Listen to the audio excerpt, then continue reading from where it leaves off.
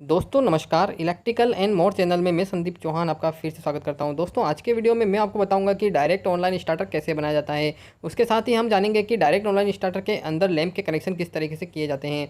इस स्टार्टर का यूज हम 3 फेज इंडक्शन मोटर के अंदर करते हैं। यहाँ पर हमने सबसे पहले एक ELCB ली है। आप चाहे तो MCB का यूज भी कर सकते हैं। इसका यूज हम कंट्रोल सप्लाई के अंदर करते हैं।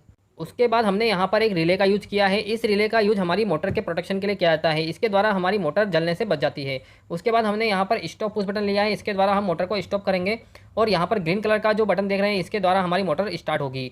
यहाँ पर हमने एक कॉन्ट्रैक्टर लिया है। यह कॉन्ट्रैक्टर 3 फेज मोटर के अंदर यूज होता है और यह छोटा कॉन्ट्रैक्टर है। इसके अंदर 32 एम्पियर की रेटिंग होती है। यहाँ पर हमने 3 लैंप लिए हैं। एक लैंप के द्वारा हम ट्रिपिंग दिखाएंगे, दूसरे लैंप के द्वारा पावर सप्लाई ऑन का इंडिकेशन आएगा और तीसरे लैंप के द्वारा हमारी मोटर चल रही है कि बंद है उसका इंडिकेशन आएगा। तो यहाँ पर हमने 3 लैंप भी ले लिए हैं। अब हमें कनेक्शन करने हैं। कनेक्शन करने के लिए यहाँ पर मैंने वायर लिया है। वायर के अंदर हम लगिंग कर लेंगे। आप देख सकते हैं इस तरह का मैंने पिन टाइप लग लिया है। इस पिन टाइप लग को इस वायर के अंदर लगा देंगे और उसके बाद हम ELCB पर कनेक्ट कर देंगे। तो यहाँ पर हमने रेड और ब्लैक कलर का वायर लिया है। रेड कलर के वायर को हम फेस की तरफ लगाएंगे और ब्लैक कलर के वायर को न्यूट्रल की तरफ लगाएंगे। तो यहाँ पर आप देख सकते हैं ELCB के अंदर ब्लैक और रेड कलर के वायर को हमने कनेक्ट कर लिया है।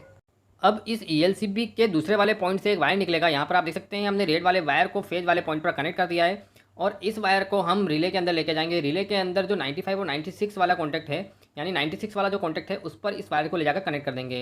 रिले के अंदर जो 95 और 96 वाले कॉन्टैक्ट होते हैं या NC कॉन्टैक्ट होते हैं। जब रिले ट्रिप हो जाती है तो 95 वाले और 96 वाले जो कॉन्टैक्ट है वह NO हो जाते हैं, जिससे हमारे कॉन्ट्रैक्टर के अंदर सप्लाई जाना बंद हो जाती है और कॉन्ट्रैक्टर बंद हो जाता है और इसके द्वारा मोटर पर पावर सप्लाई जाना बंद हो जाती है और हमारी मोटर प्रोटेक्ट हो जाती है। अब इस रिले के 95 से एक वायर निकलेगा और इस इमरजेंसी कॉन्टैक्ट पर जाकर लग जाएगा। इमरजेंसी कॉन्टैक्ट के अंदर NC कॉन्टैक्ट होते हैं, वहाँ पर जाकर ये वायर लग जाएगा। यहाँ पर आप देख सकते हैं 95 पर हमने वायर को कनेक्ट कर लिया है और इसका दूसरा सिरा इस इमरजेंसी स्टॉप के अंदर जाकर लग जाएगा। अब इस इमरजेंसी स्टॉप का जो दूसरा वाला कॉन्टैक्ट है वहाँ से एक वायर निकलेगा, यानी यहाँ से एक वायर निकलेगा और इस कॉन्टैक्टर पर जाकर लग जाएगा। इस कॉन्टैक्टर के NO कॉन्टैक्ट पर इस वायर को ले जाकर हम कनेक्ट कर देंगे। अब इसी कॉन्टैक्टर के NO पॉइंट से फिर से वायर निकलेगा और वह कॉन्टैक्टर की A1 कॉइल पर जाकर कनेक्ट हो जाएगा। A1 का मतलब है कि वह कॉन्टैक्टर की कॉइल पर जाकर कनेक्ट हो जाता है। तो यहाँ पर आप देख सकते हैं NO के अंदर हमने वायर को लगाया है और दूसरे सिरे को इस कॉन्टैक्टर की कॉइल पर लगा देंगे। अब हमें कॉन्टैक्टर की होल्डिंग के लिए वायरिंग करनी है। तो यहाँ पर हमने इमरजेंसी स्टॉप पर जो वायर लगाया था उस पर हम एक और वायर को जोड़ देंगे। यहाँ पर आप देख सकते हैं इसके अंदर हम एक और वायर को जोड़ेंगे और इसी वायर के दूसरे सिरे को हम स्टार्ट पुश बटन के NO कॉन्टैक्ट पर ले जाकर जोड़ देंगे। और अब स्टार्ट पुश बटन के इस पॉइंट से एक और वायर निकलेगा। यहाँ पर आप देख सकते हैं इस पॉइंट पर हम वायर को कनेक्ट करेंगे और इसी वायर के दूसरे सिरे को कॉन्टैक्टर की कॉइल पर कनेक्ट कर देंगे। आप देख सकते हैं इस तरीके से हम कॉन्टैक्टर की कॉइल पर इस वायर को भी कनेक्ट कर देंगे। अब हमें कॉन्टैक्टर तक न्यूट्रल सप्लाई भी पहुंचानी है। न्यूट्रल सप्लाई के लिए हम यहाँ पर ब्लैक वाला वायर का यूज करेंगे और इस ब्लैक वाले वायर को इस ELCB के इस पॉइंट पर लगा देंगे और दूसरे सिरे को इस कॉन्टैक्टर के A2 पॉइंट पर लगा देंगे और अच्छी तरीके से टाइट कर देंगे। आप देख सकते हैं हमने A2 पॉइंट पर इस वायर को लगा दिया है। यहाँ पर हमारी वायरिंग कंप्लीट हो चुकी है। यहाँ पर हमने डायरेक्ट ऑनलाइन स्टार्टर बना लिया है। अब इस डायरेक्ट ऑनलाइन स्टार्टर को हम ऑन और ऑफ करके देख लेते हैं। यहाँ पर हमने पावर सप्लाई से इस ELCB को कनेक्ट कर लिया है। अब इस ELCB को सबसे पहले ऑन कर लेंगे। अभी हमने इसके अंदर लैंप के कनेक्शन नहीं किए हैं। हमने जो 3 लैंप लिए थे उसके कनेक्शन अभी नहीं किए हैं। पहले हम इसको चलाकर देख लेते हैं और उसके बाद मैं लैंप के कनेक्शन इसके अंदर करूँगा। अब यहाँ पर हमने ELCB को ऑन कर लिया है। अब हम ग्रीन वाले बटन को दबाएंगे। आप देख सकते हैं जैसे ही हमने ग्रीन वाले बटन को दबाया है तो हमारा कॉन्टैक्टर होल्ड हो गया है। अब यहाँ पर जो रेड वाला स्टॉप पुश बटन है उसको दबाकर मैं दिखा देता हूँ।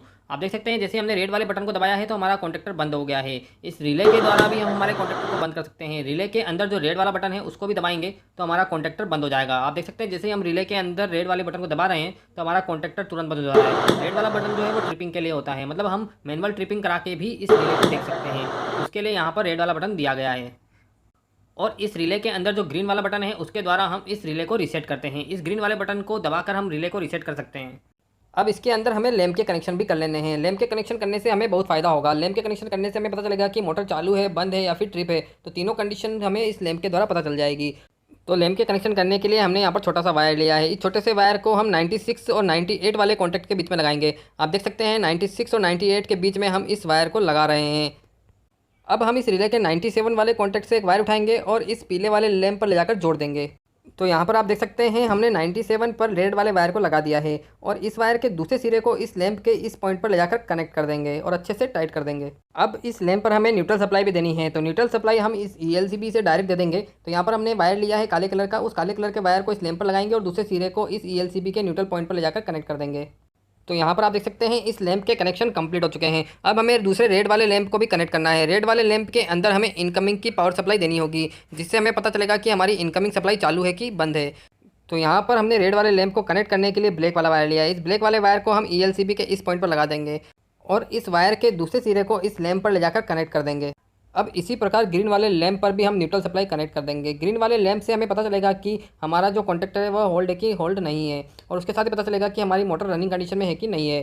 तो यहाँ पर आप देख सकते हैं हमने ब्लैक वाले वायर को इस ग्रीन वाले लैंप के अंदर कनेक्ट कर लिया है। अब इस ग्रीन लैंप के अंदर जो पावर सप्लाई आएगी घूम के, वह इस कॉन्टेक्टर के द्वारा आएगी। कॉन्टेक्टर के अंदर हमने एक और एनो कॉन्टेक्ट लिया है। इस एनो कॉन्टेक्ट के अंदर हम इस वायर को लगाएंगे। सबसे पहले हम इस लैंप के अंदर वायर को लगा देंगे और दूसरे सिरे को इस कॉन्टेक्टर के एनो वाले कॉन्टेक्ट के अंदर लगा देंगे। हमने एक और एनो कॉन्टेक्ट लिया है, उसके अंदर इस वायर को ले जाकर कनेक्ट कर दिया जाएगा। अब यहाँ पर जो हमने रेड वाला लैंप लिया है उसके अंदर भी फेस सप्लाई देनी है। फेस सप्लाई हम ELCB से डायरेक्ट इस लैंप के अंदर दे देंगे। ELCB के इस सिरे पर हम रेड वाले वायर को लगाएंगे और इस वायर के दूसरे सिरे को इस लैंप पर ले जाकर कनेक्ट कर देंगे। जैसा कि आप देख सकते हैं इस तरीके से हम इस वायर को इस लैंप पर ले जाकर कनेक्ट कर देंगे। यहाँ पर हमें एक और छोटा सा वायर लेना होगा और इस छोटे से वायर को इस कॉन्टेक्टर के इन दोनों पॉइंट के बीच में लगा देना होगा। यहाँ पर जो दोनों एनो पॉइंट है उसके बीच में हम इस वायर को लगा देंगे, जिससे हमारी जो पावर सप्लाई है इस सिरे से इस सिरे पर पहुँच जाएगी और हमारा लैंप जल जाएगा। इस तरीके से हमारा ये कॉन्टेक्टर बनके तैयार हो चुका है। हमारा जो सर्किट है वो कंप्लीट हो चुका है। यहाँ पर हमने पूरी तरीके से स्टार्टर को बना लिया है। इस स्टार्टर का अब हम ट्रायल ले सकते हैं, इसको चलाकर देख सकते हैं। यहाँ पर हम एक्सटेंशन बोर्ड को ले जा गए हैं और हमने ELCB के जो दोनों पॉइंट हैं उसकी पावर सप्लाई को इसके अंदर जोड़ दिया है। आप देख सकते हैं जैसे ही हमने ELCB को ऑन किया है तो हमारी जो रेड वाली लाइट है वो जल गई है। येलो वाली लाइट इसलिए जल गई है क्योंकि हमने इस रिले को ट्रिप कर रखा था। यदि ये रिले सर्विस कंडीशन में रहेगी तो हमारी पीली वाली लाइट नहीं जलेगी, और यदि ये ट्रिप हो जाती है तो पीली वाली लाइट जल जाएगी। अब हमने इस रिले को रीसेट कर दिया है। आप देख सकते हैं यहाँ पर जो येलो वाली लाइट थी वो बंद हो चुकी है। अब इस ग्रीन बटन के द्वारा इस कॉन्टेक्टर को हम होल्ड करा के देख लेते हैं। आप देख सकते हैं जैसे ही हमने ग्रीन वाले बटन को पुश किया है हमारा कॉन्टेक्टर होल्ड हो गया है और कॉन्टेक्टर के पास में यहाँ पर जो ग्रीन वाली लाइट है वो भी जल गई है। अब इस सर्किट को हमें बंद करना है, तो अब इस पुश बटन को दबाएंगे। यहाँ पर जो रेड कलर का पुश बटन हमने लिया है उसको हम दबा देंगे। आप देख सकते हैं हमने जैसे ही रेड वाले पुश बटन को दबाया है हमारा कॉन्टेक्टर डीहोल्ड हो गया, मतलब कॉन्टेक्टर के अंदर पावर सप्लाई बंद हो गई है और हमारा कॉन्टेक्टर आगे पावर सप्लाई देना बंद कर चुका है। हमारा कॉन्टेक्टर डीहोल्ड हो चुका है। इस रिले के अंदर जो रेड वाला बटन है उसको भी हम दबाकर देख लेते हैं। रेड वाले बटन का मतलब ये है कि इस रिले को हम मैनुअल में ट्रिप करा सकते हैं।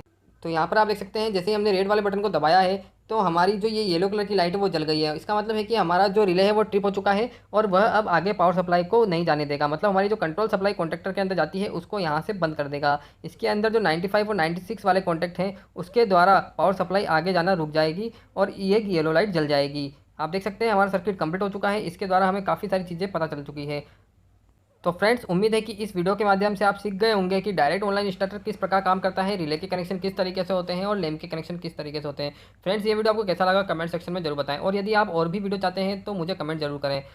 और फ्रेंड्स, इस चैनल को सब्सक्राइब और लाइक करना ना भूलें। Thank you so much for watching my video. Thank you so much.